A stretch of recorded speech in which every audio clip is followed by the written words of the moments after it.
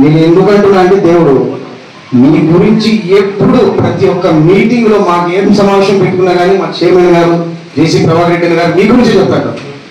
వాళ్ళు లేని మనము ప్రజల్లోకి తిరగలేమురా, వాళ్ళు దైవ సమానులు, వాళ్ళతో బాగుండండి, బాగా పని చేస్తారు వాళ్ళు, వాళ్ళ ద్వారా మనం ఫేమస్ అయిపోతాం. నిజంగా నిజంగా నిజంగా అన్నోళ్ళ ఇంటికాడికి, ప్రభాకర్ రెడ్డి గారి వాళ్ళ ఇంటికాడికి మంచి మంచి నాయకులు, పెద్ద పెద్ద నాయకులు వస్తారు. వాళ్ళకన్నా అభిమానించేది ఎక్కువగా ఎవరికంటే మీకే. ఆయన మనసులో ఉండేది, ఆయన హృదయంలో ఉండేది మీరు మాత్రమే. ఇది మాత్రం నేను బాగా గ్రహించిన దగ్గర నుంచి ఆయనకు మీరంటే అమితమైన ప్రేమ, అభిమానం.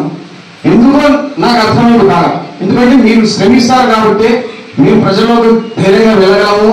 మా తాడపతిని ఇంత మంచి పేరు సంపాదించి పెట్టామంటే ఆయన ప్లానింగ్, మీ శ్రమ. అందుకు ఒక్కసారి ఇంకోటి, నరసింహన్న గారి లోటుగా తీర్చలేము. ఎప్పుడు హెచ్చరిస్తున్నారు మా ప్రభాకర్ రెడ్డి గారు, రే ఇదే ఏంద్రా ఇప్పుడు రిటైర్మెంట్ తర్వాత ఆ పోస్టుకి ఎవరు రారా, ఎవరి పనులు వాళ్ళు చేసుకోవాల్సిందేరా, పిల్లలకు నేర్పించుకోండి, డబల్ పని కాకుండా చూసుకోండి. అంటే ఒక పని చేసినప్పుడు అది మళ్ళా వేరే వాళ్ళ మీద ఆధారపడి మనమే అడిగి కంప్లీట్ చేసుకోవాలా అనేది వాళ్ళు చెప్తా ఉన్నారు. దయచేసి మీ పిల్లలు కూడా నేర్చుకోండి. ఈ సందర్భం వచ్చినందుకు చెప్తున్నాను. Thank you.